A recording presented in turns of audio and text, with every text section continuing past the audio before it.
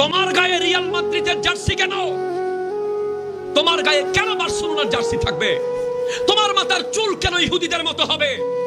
তোমার পরনের জিন্সের প্যান্ট কেন ছেঁড়া থাকবে? তুমি কেন 3/4 প্যান্ট পরবে?